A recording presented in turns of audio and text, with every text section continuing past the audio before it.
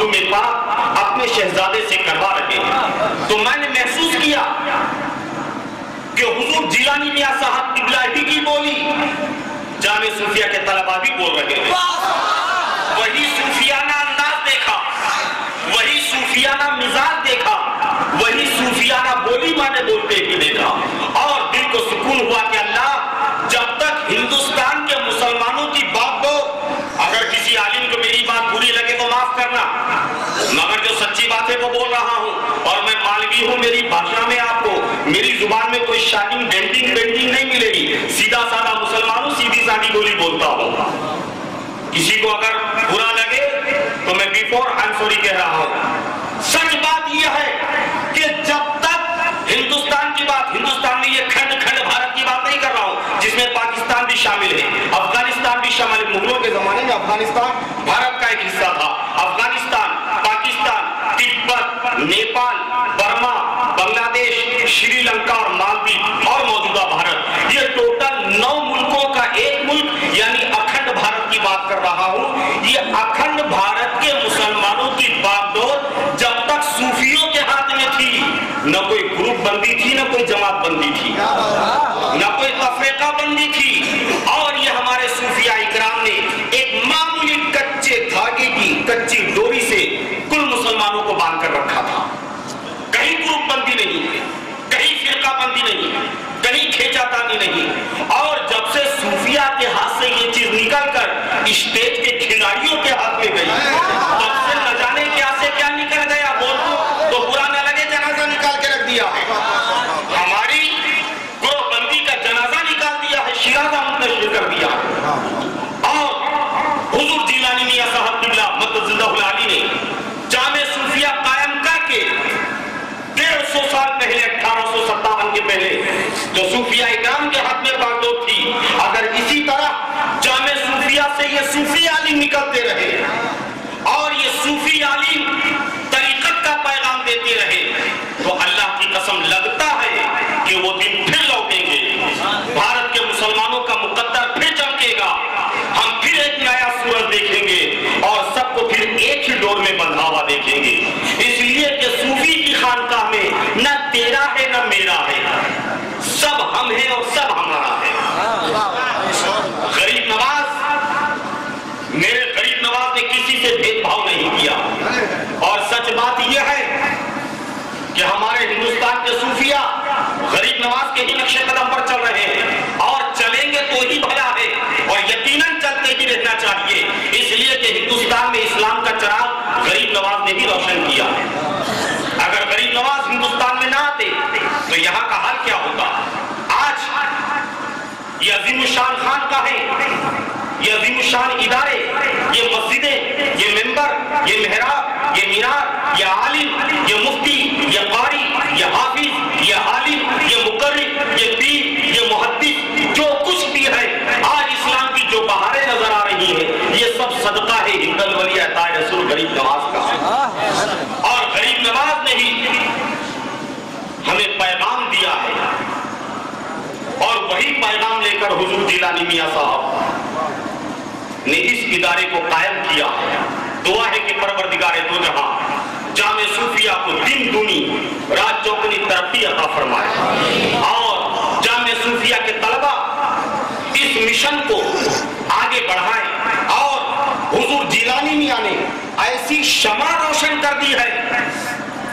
کہ وہ شمع سے شمع، چراغ سے چراغ جلتے چلے جائیں گے، اجالا بڑھتا چلا جائے گا، اور یہ انتشار، یہ گروہ بندی، یہ جماعت بندی کی ساری تاریکیاں ختم ہو جائیں گی، اور ہر طرف محبت رسول کے علم بلند رہیں گے، رسول کائنات کی محبت کے جھنڈے بلند رہیں گے، اور ہر زمانے میں صوفیاء اکرام کا بول بالا ہوگا۔ اور آج دو عظیم ترین خانقاہوں کے با عظمت صوفی، با عظمت عالم، با شرع علماء، با شرع صوفیاء ہماری نگاہوں کے سامنے ایک شہزادے غوث اعظم کی شکل میں اور ایک شہزادے اعلیٰ حضرت کی شکل میں موجود ہے۔ دعا ہے کہ پروردگار عالم ان دونوں شہزادوں کا سایہ ہمارے سروں پر بہت دیر تک قائم دائم رکھے۔ السلام علیکم۔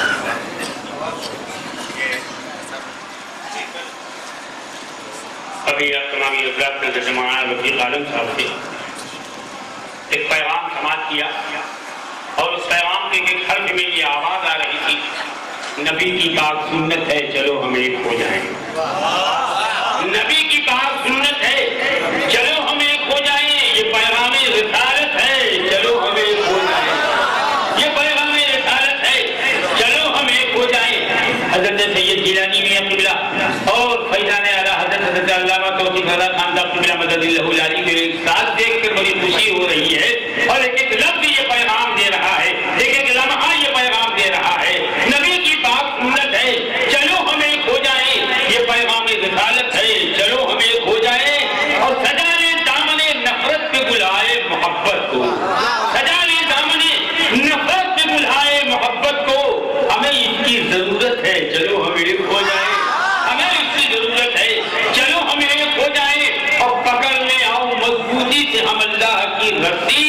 اسی میں اپنی عزت ہے چلو ہم ایک ہو جائیں، اسی میں اپنی عزت ہے چلو ہم ایک ہو جائیں، دستار بندی کا حسین منظر دیکھنے کے تیار ہو جائیں۔ جو لوگ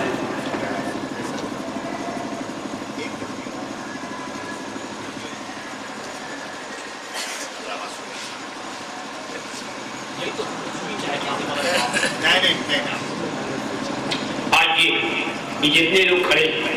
اگر واقعی جلسے کو کامیاب کرنا ہے تو میرے باپو آپ کو بلا آجاؤ میرے بھائی،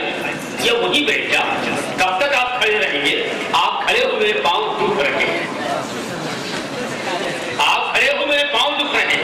ارے بیٹھنے کی جگہ نہ ہوتی آپ کھڑے رہتے تو مجھے کوئی کچھ کہنے کی ضرورت نہیں تھی، مگر آپ کھڑے ہو میرے پاؤں دکھ رہے ہیں، اور آج کی رات جو چلا جائے گا وہ 1 سال تک پچھتا ہے، اس لیے کہ فیضان ریحان ملت حضرت علامہ توفیق رضا خان صاحب کی جو تقریر ہونے والی ہے، یقین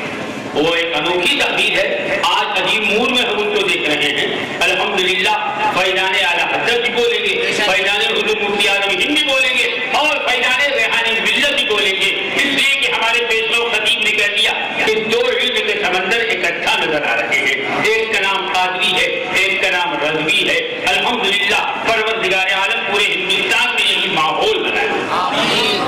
آج یہ بلا تاخیر بلا تمہید، اور ہم دہلی چلتے ہیں اس خطیب سے ملاقات کرنے کی آپ سعادت حاصل کریں جس کے ہاں الحمدللہ فیضان مخدوم کا ریزرویشن ہے، میرے مخدوم نے ایسا ریزرویشن کرا دیا ہے کہ بغیر ریزرویشن کے لوگ یہاں آ سکتے ہیں تو دلی کیوں نہیں پہنچ سکتے، ورنہ ہمیں تو خبر نہیں تھی، مگر یہ میرے مخدوم کا کرم ہے کہ انہوں نے جامعہ صوفیہ کے اجلاس میں ہمیں سننے کی طرف سے بلا لیا، اور یہاں آئے تو گرفتار ہو گئے، حضرت فرماتی کیا گرفتار، بڑے بڑے جتنا یہاں گرفتار ہو جاتے ہیں، بڑے بڑے شیطان یہاں گرفتار ہو جاتے ہیں، ہم تو اعلیٰ حضرت کے دیوانے ہیں، یہ ظفر کا تعارف ہے بس، یہ ظفر کا تعارف ہے بس،